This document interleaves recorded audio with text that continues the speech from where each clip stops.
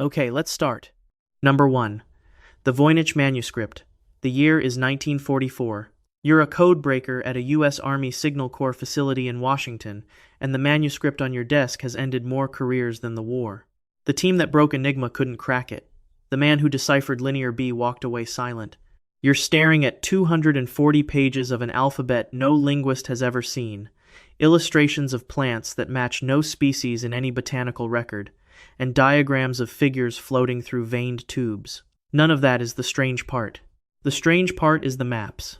Circular, precise, drawn from directly above, as if the person who made them was looking down from the sky at a real place, using a perspective that wouldn't exist in formal cartography for another 400 years.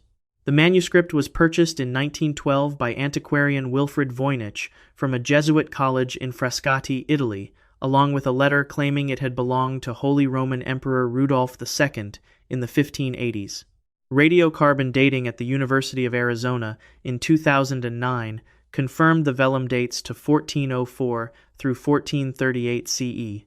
The ink and pigments are consistent with 15th century Central European materials. It is real, it is old, and it has never been read. The manuscript contains 6 thematic sections: botanical, astronomical, biological, cosmological, pharmaceutical, and a section scholars call balneological pools, plumbing, bathing figures.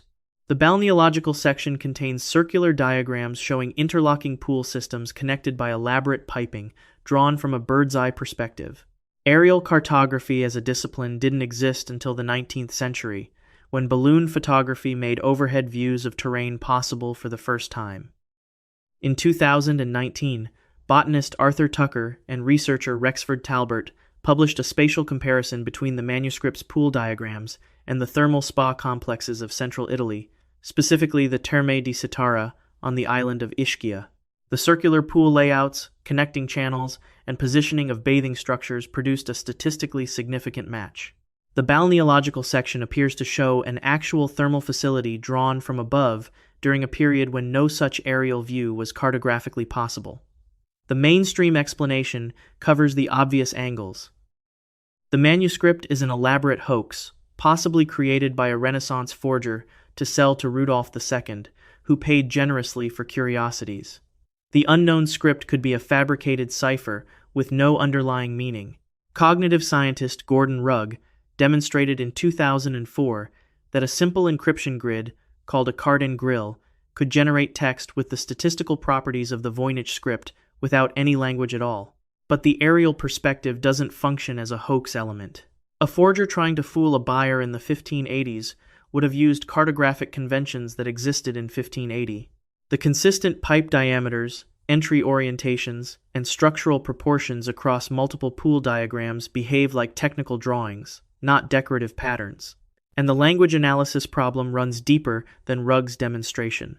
Computational linguist Ray Hujrek and colleagues found in 2011 that the text's character frequency and word length distributions closely match natural language patterns, specifically Zipfian distribution, a mathematical property of real human languages that random generation reliably fails to produce.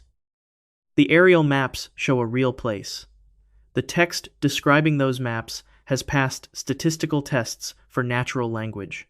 Who made it? What facility did they document? And why does a 15th century book contain a cartographic technique that didn't formally exist until 4 centuries later? The text that explains those diagrams remains unread.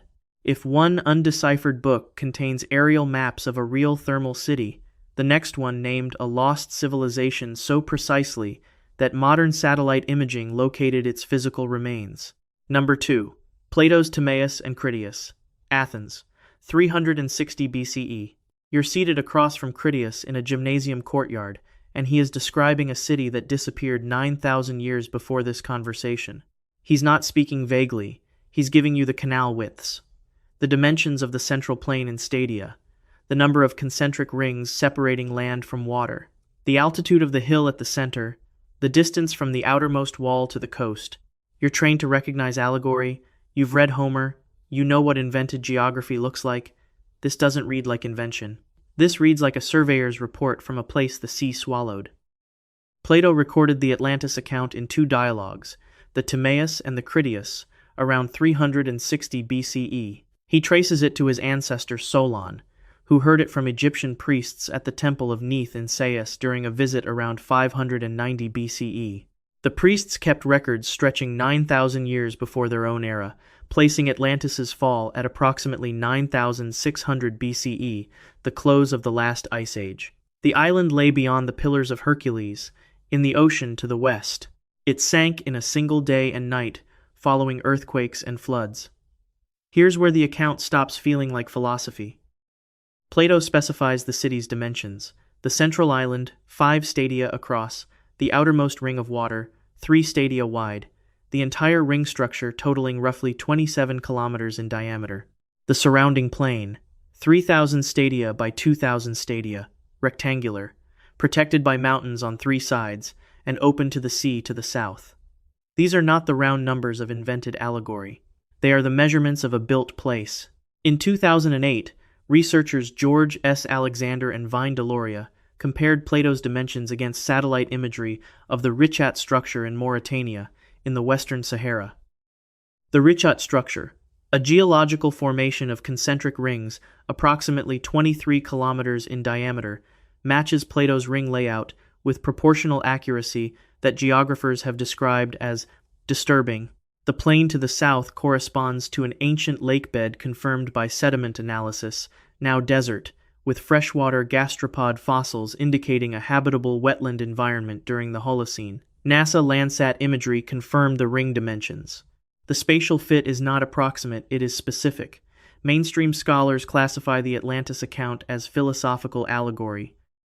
Plato used invented geographies elsewhere, the myth of air, the city of Callipolis, to make ethical arguments. Atlantis serves his critique of Athenian militarism. The Egyptian priest framing is a literary device for lending authority to a cautionary tale.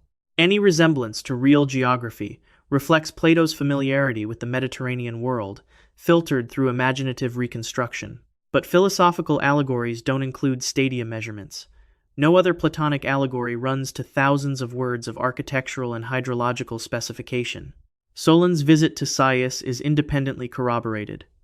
Herodotus confirms the historical Athenian connection to the Sais temple, and Egyptian records establish the temple's practice of maintaining multi-millennial, astronomical, and historical archives.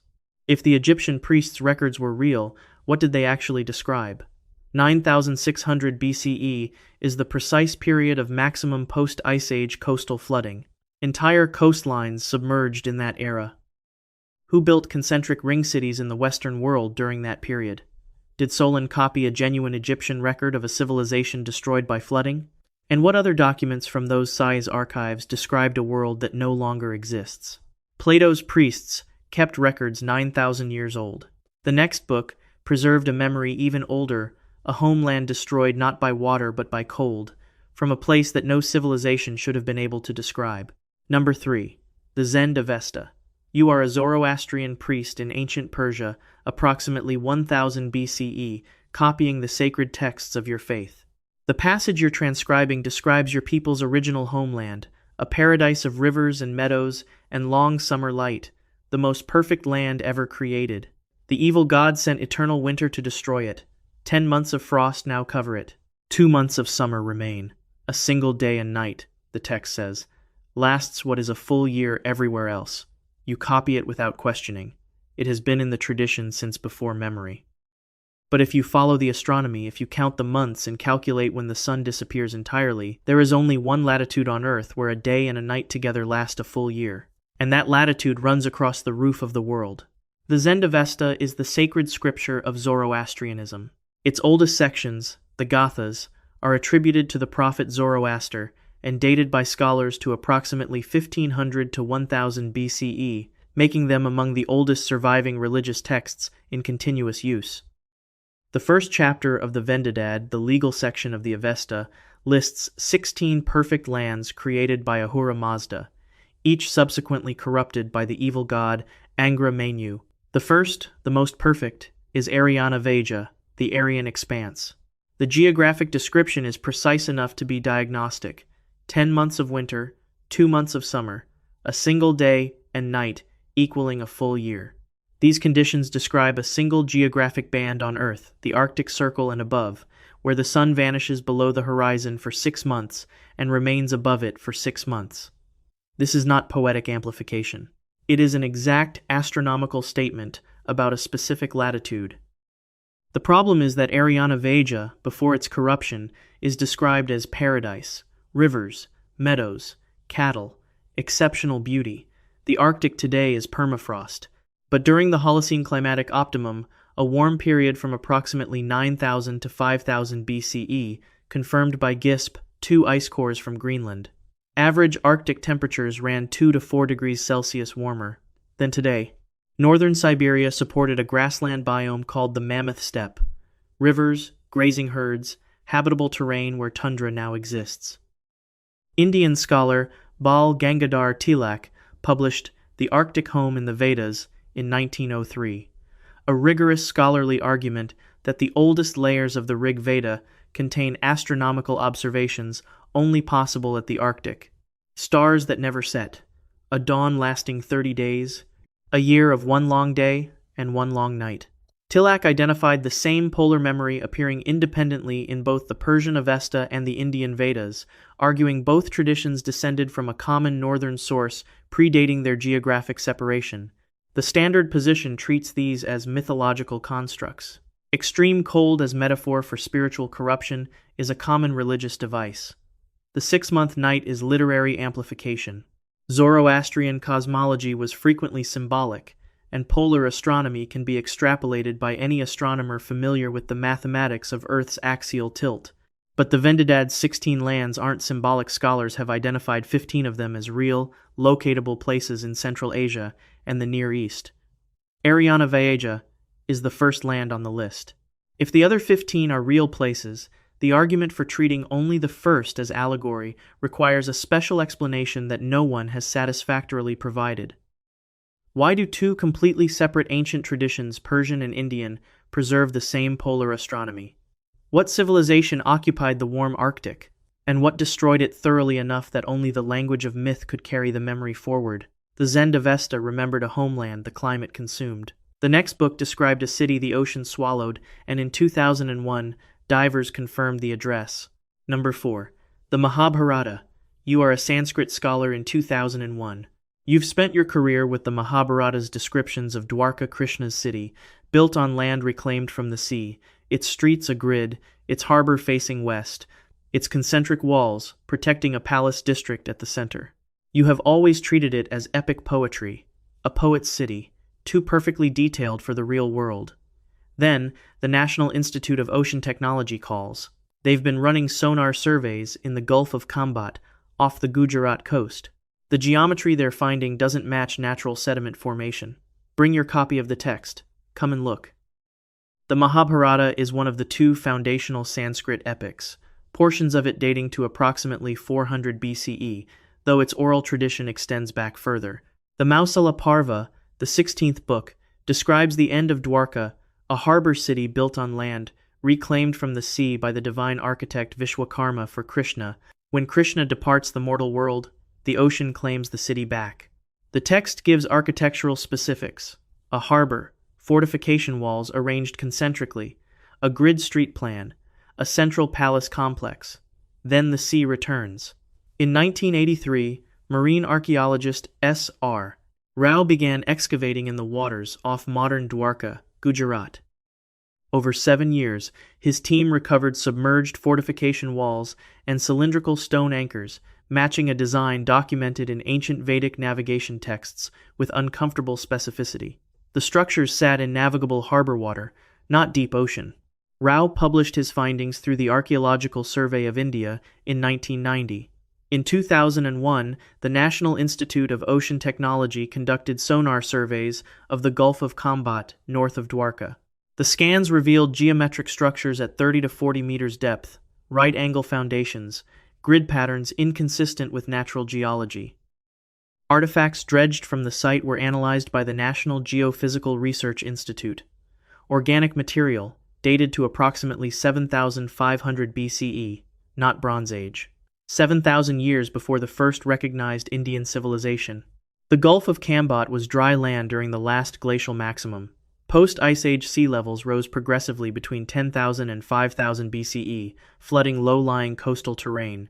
A city built on reclaimed coastal land at low elevation would have submerged during this period.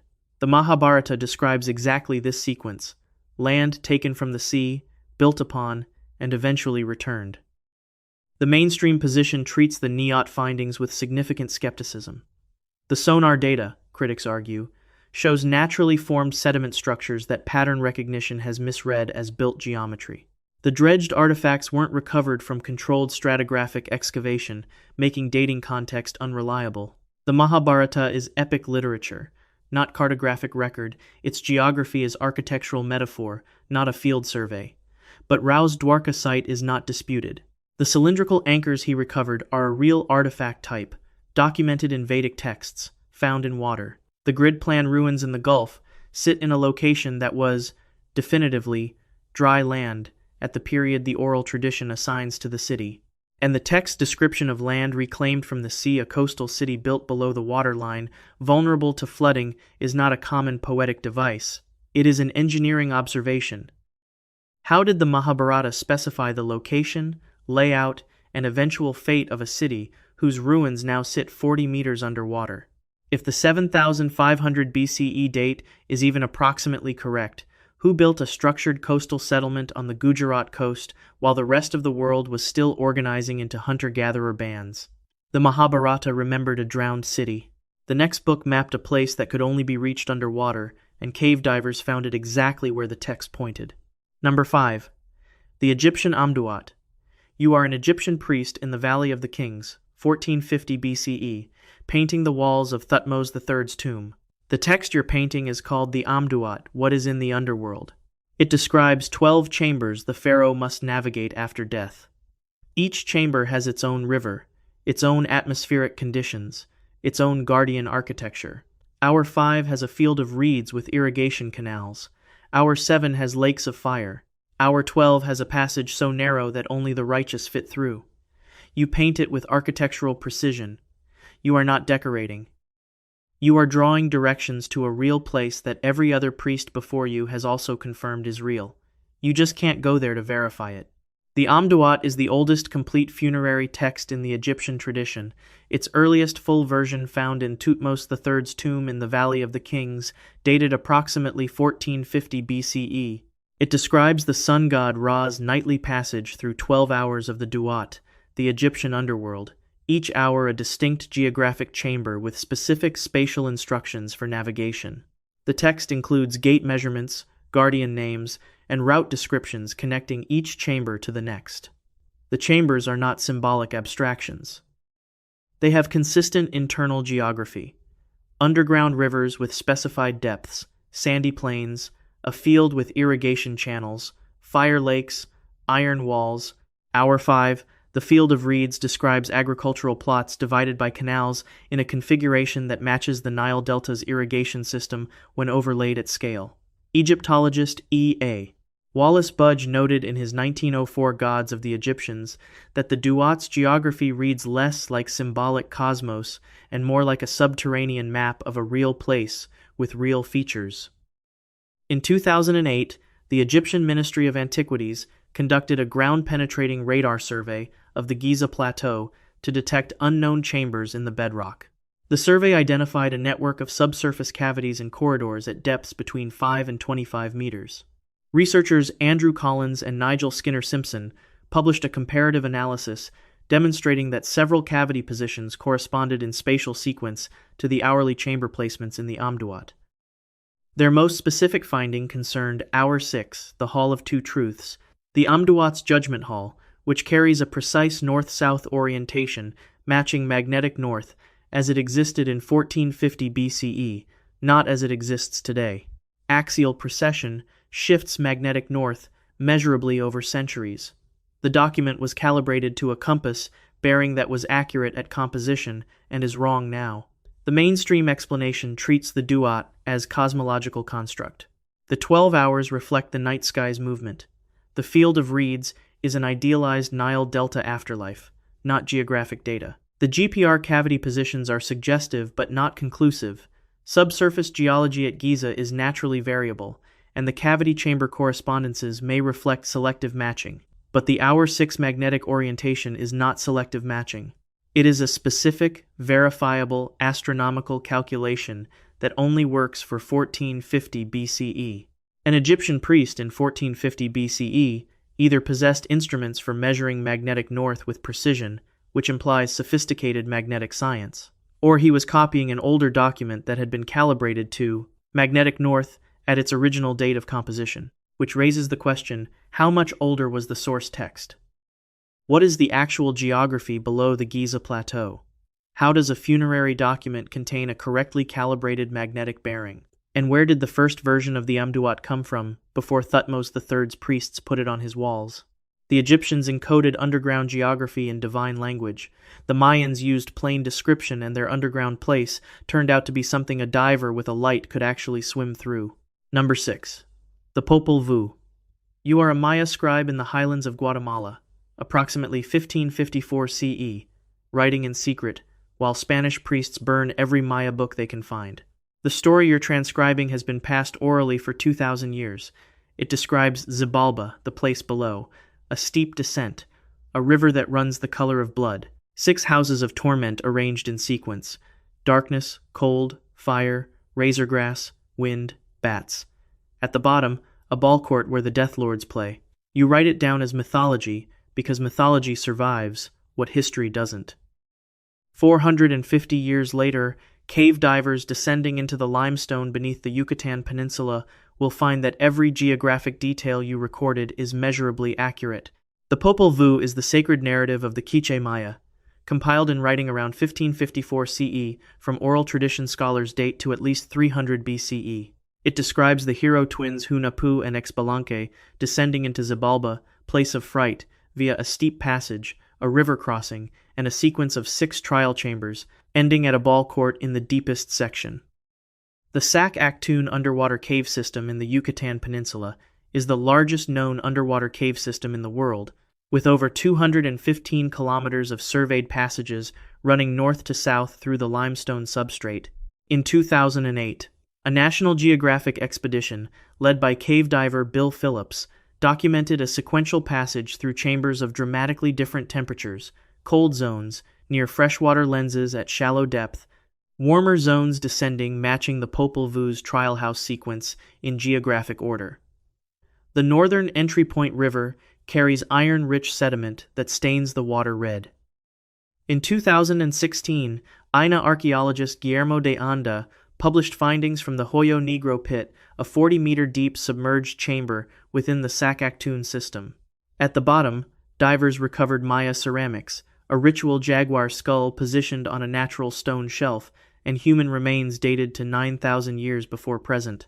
Deeper sediment analysis confirmed activity at the site going back 11,000 to 12,000 BCE, a time predating the Maya civilization by thousands of years. Whatever place the Maya called Xibalba had been visited and marked long before they built their cities. The problem is access. The Yucatan water table sits between 5 and 15 meters below the surface. The Hoyo Negro chamber is 40 meters down. The connected passage sequence that matches Xibalba's layout requires navigating hundreds of meters of flooded cave at depth. The Maya had no diving equipment. They could enter cenotes, surface-visible cave mouths, but the deep sequential passage matching the trial house geography would have been physically unreachable. The standard explanation is that Maya cosmology derived from cenote observation. The cave mouths were sacred, the underground river visible at the surface, and the mythological Xibalba was a projection of what could be glimpsed at the edges of the accessible water. The trial houses are moral challenges in narrative form, not literal geographic rooms. Any correspondence with the Sac-Actun system reflects the natural cave architecture that inspired the mythology. But the Popol Vuh doesn't describe a general cave system. It gives a directional route: descent, river, 6 chambers in named sequence, ball court below. That specific sequence, dark, cold, fire, narrow passage, deep chamber, runs in order through the Sac-Actun system in a way that general cave inspiration doesn't explain. How did the Maya describe the interior sequence of a cave system they couldn't physically reach? Whose bones date to 12,000 BCE at the bottom of Xibalba's court? And what does it mean that someone was already there, millennia before the Maya existed? The Popol Vuh described a real place from memory. The next book described real places with measurements, and archaeologists used it as a field guide. Number 7. The Copper Scroll. You are a Jordanian archaeologist, lowering yourself into Cave 3 at Qumran in March 1952. 42 other caves nearby have already given up papyrus scrolls, religious texts, scripture, commentaries, fragmenting the moment you breathe on them. What you find in Cave 3 is different. Rolled copper. Metal, not papyrus, engraved with Hebrew characters so oxidized that H. Wright Baker of Manchester College of Technology will have to cut it into strips with a circular saw to read it 4 years later. When Baker finally opens it in 1956, the text isn't theology. It reads like a logistics file from a very large bank. 64 locations, gold, silver, sacred vessels. If the listed quantities are real, it describes the largest treasure hoard in recorded history. The Copper Scroll, officially 3Q15, is unlike every other Dead Sea Scroll in material, language, and purpose. While the other Qumran documents use literary Hebrew, the Copper Scroll uses a vernacular dialect consistent with spoken Hebrew of the 1st century CE. Its subject matter is inventory and location. It lists 64 treasure caches with their hiding places described using landmarks, cardinal directions, depth measurements in cubits, and architectural identifiers: cisterns, tombs, courtyards, tunnels.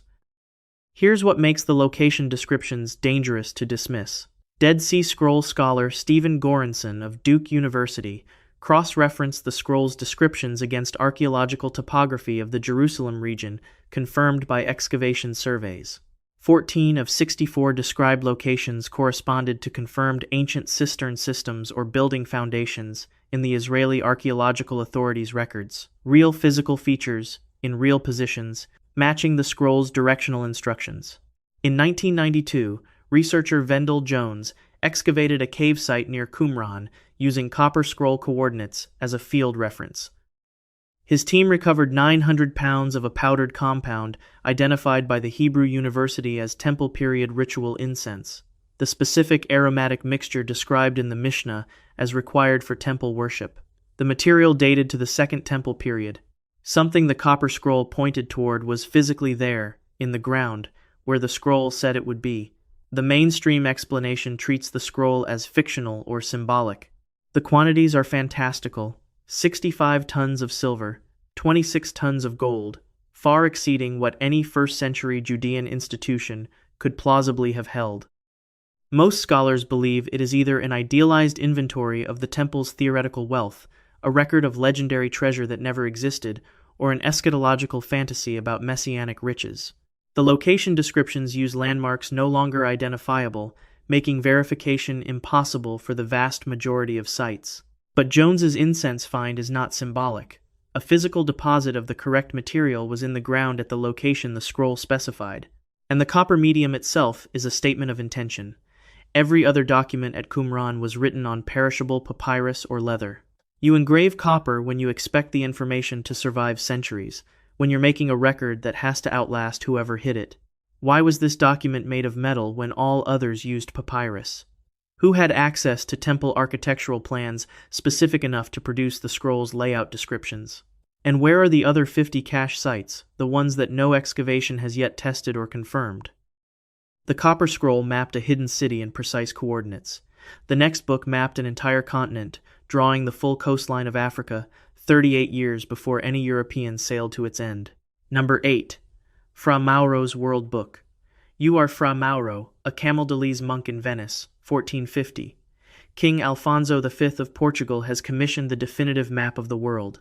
You interview Arab merchants, Chinese traders, Venetian sailors returned from long voyages. You cross-reference Ptolemy against Islamic geographers against Marco Polo.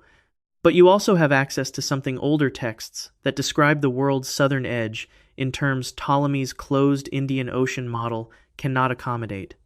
You draw the southern tip of Africa. You draw the ocean curving around it. You write an annotation about a ship from India that completed this passage in 1420. You cite ancient sources without naming them. 38 years later, Bartolomeu Dias will sail to that same cape and be celebrated as the man who found it. Fra Mauro ran a professional cartographic workshop in Venice that served European royalty and the Catholic Church. The map he completed around 1450, now at the Biblioteca Nazionale Marciana in Venice, measures 6 feet 4 inches in diameter and contains over 3,000 written annotations, a world geography book embedded in a map. It is oriented south at the top, following Islamic cartographic convention. This is itself revealing. Fra Mauro's primary geographic sources were not European. The Africa on his map is drawn correctly. The continent tapers to a defined southern tip. The Indian Ocean is an open sea directly contradicting Ptolemy's closed sea model, which every European map had repeated for 1,300 years. Fra Mauro breaks from Ptolemy explicitly, writing in one annotation that he prefers the testimony of people who have personally sailed these waters over classical authorities who had not. The Cape of Good Hope appears correctly positioned, correctly shaped in a document dated 38 years before Dias reached it.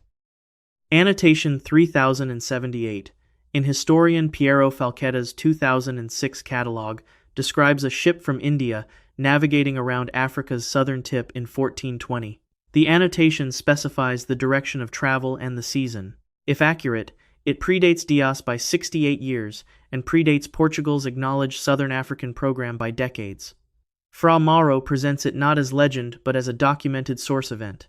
The Southeast Asian geography on the map exceeds what any European source could supply.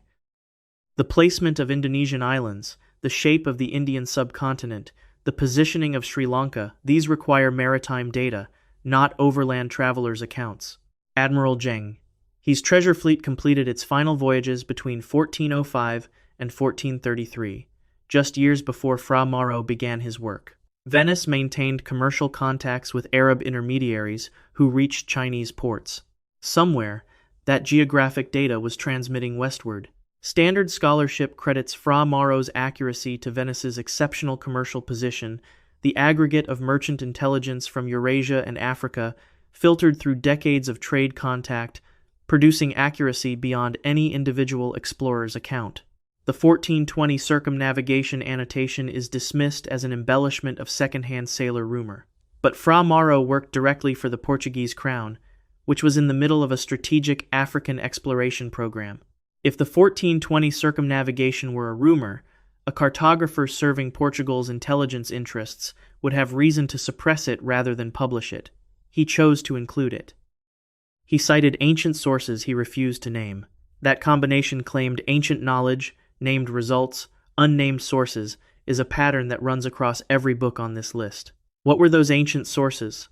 Why did Fra Mauro refuse to identify them? And what information do they still hold that nobody has found again? Fra Mauro drew Africa's end from ancient sources he kept secret. The next geographer drew an entire continent. No one would officially discover for 666 more years, and named his sources too. Number 9. Al-Idrisi's Nuzhat al-Mushtaq, Palermo, Sicily, 1154. You are Muhammad Al-Idrisi, and you've spent 15 years building the most comprehensive world geography ever assembled. King Roger II of the Norman court is your patron, and he has given you every resource available, his trade network, his sailors, his diplomatic contacts. You interview merchants who have reached India, travelers who have crossed Africa, Norse navigators who have pushed into the Arctic. Your circular world map places south at the top, as Arab cartography requires. When you've finished, it will remain the most accurate world map for 300 years. But at the bottom edge of your map, the north, once you invert it, there is a landmass extending beyond everything, past Africa's edge, labeled with descriptors of extreme cold and impenetrable seas. That continent won't be officially discovered for 666 more years. Al-Idrisi was born in Ceuta in 1100 and educated in Córdoba, placing him at the intellectual crossroads of Islamic scholarship, recovered Greek geography, and the Norman Information Network, one of the most sophisticated intelligence-gathering operations of the medieval world. His completed book, the Nuzhat al-Mushtaq fi Ikhtirak al-Afaq, was presented to Roger II in 1154. The accompanying circular map, known today as the Tabula Rogeriana, is housed at the Bibliothèque Nationale de France. When the Tabula Rogeriana is inverted to north-up orientation. A substantial southern extension appears below the African continent, labeled with descriptions of cold climate, icy navigation, and absence of vegetation. German cartographic historian Konrad Miller, in his exhaustive 1928 comparative study Mappe Arabicae, concluded that the Tabula Rogeriana's African coastline surpassed all European maps of the same period in accuracy, and remained unmatched until 16th century Portuguese exploration data became available. Miller noted separately that the southern extension occupied a geographic position consistent with an Antarctic-scale landmass, a continent confirmed 666 years after Al-Idrisi drew it. What makes this significant is what Al-Idrisi did elsewhere on the map. In every other section where his interview data contradicted classical Greek theory, he broke from Ptolemy and Strabo, explicitly documenting his reasoning in the text. He was not a copyist of ancient authority. He privileged direct testimony over inherited models throughout the book. The southern extension, on a map where Al-Idrisi updated everything else based on real sources, carries the same specificity as every region he could document: latitude placement, climate description, coastal form. The standard explanation is theoretical extrapolation. Greek scholars from Aristotle onward argued that a large southern landmass must exist to counterbalance the northern continents, an idea preserved in the concept of terra australis incognita. Al-Idrisi, absorbing this tradition through his Ptolemaic education, may have drawn a theoretically required continent, not one he had geographic data for. Any resemblance to actual Antarctica reflects the logic of the theory rather than genuine cartographic knowledge. But if the southern landmass were Aristotelian filler theoretical space padding, it would carry no specific features. Theoretical constructs in medieval cartography were generic: undefined coastlines, decorative landmass without internal geography. Al-Idrisi's southern extension has climate specificity, coastal definition, and positional consistency. On a map where everything else derives from sources Al-Idrisi personally verified, it is difficult to argue this feature alone is pure theory. Where did 15 years of interviews with sailors, merchants, and travelers produce information about a landmass below Africa? What source described cold, impassable seas at that latitude? And what were those sources preserving from even earlier voyages? From the most precise geographer of the medieval world, we arrive at the oldest book on this list, one that describes the shape of a world that has been underwater for 12,000 years. Number 10. The Book of Jubilees. You are a scribe in Jerusalem, approximately 150 BCE, copying a document that claims to predate Moses, a divine transmission recorded on the first day of creation. Chapters 8 and 9 describe how Noah divided the earth among his sons after the flood, with boundary lines traced across rivers, mountains, and coastlines. You copy the coordinates without questioning them. But the coastal boundaries for the southern territories don't match any shoreline you know. They describe a different shape, a coast further out, at a different latitude, in positions that don't correspond to any existing land. That shoreline has been underwater for 12,000 years. The Book of Jubilees was found among the Dead Sea Scrolls at Qumran, placing its written composition at approximately 150 BCE, though it claims to be far older, a direct divine dictation to Moses on Sinai. Chapters 8 and 9 contain a systematic land division among Noah's 3 sons, naming rivers, mountain ranges, seas, and coastal features as boundary markers with cardinal direction precision. It is not mythology, it is geographic instruction. Several of the boundary features in the territory assigned to Ham the son allocated the southern lands point to coastal landmarks that Walton J. Brown, publishing through Johns Hopkins University in 1980, cross-referenced against NOAA bathymetric charts mapping continental shelf topography from before post-Ice Age flooding. 8 of 11 identifiable boundary features in the text matched confirmed submerged shelf topography coastline that has been underwater since approximately 7000 BCE. The text also describes 4 rivers flowing from a single highland source. 3 correspond to the known Tigris-Euphrates system, the 4th has no current equivalent.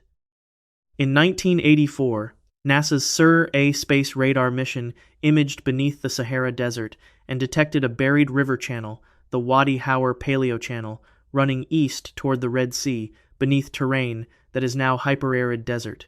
Sediment core analysis dated its last active flow to 5000 to 8000 BCE.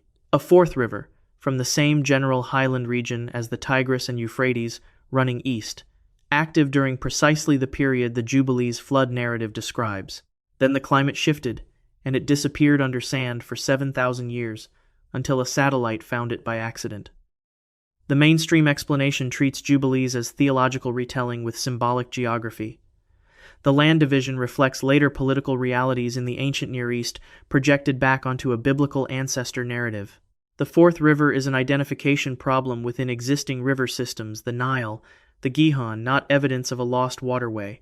But the Wadi Howar was not a theological convenience. No one was looking for it. It was found by accident during an unrelated radar survey, confirmed by sediment core, and dated without reference to Jubilees. The Book of Jubilees pointed at a river that was invisible for 7,000 years. The satellite found it, and it was there. 10 ancient books, 10 places that shouldn't have been known. The Voynich Manuscript with aerial maps of a real thermal facility drawn 4 centuries before aerial cartography existed. Plato's Atlantis with stadia dimensions matching a Saharan ring structure found by NASA satellite. The Zend-Avesta's Arctic homeland described with polar astronomy impossible to fake. The Mahabharata's coastal city confirmed by sonar, 40 meters underwater. The Amduat's underground chambers oriented to a magnetic bearing calibrated to 1450 BCE and wrong today. The Popol Vuh Xibalba, mapped in sequential geographic detail across a cave system no human could enter without modern diving equipment. The copper scroll pointing to Second Temple incense buried in the ground exactly where the coordinates said. Fra Mauro's Africa, drawn correctly 38 years before Timaeus arrived, from sources he refused to name. Al-Idrisi's southern continent, 666 years early. The Book of Jubilees tracing a coastline and a river that were underwater and underground for 12,000 years. The pattern is the same across all 10. Someone knew. The books survived. The knowledge never explained where it came from. Subscribe if you want to keep pulling at this. Leave a comment about where you're watching from this question travels. Like if any of these books change something in how you think about what history actually remembers.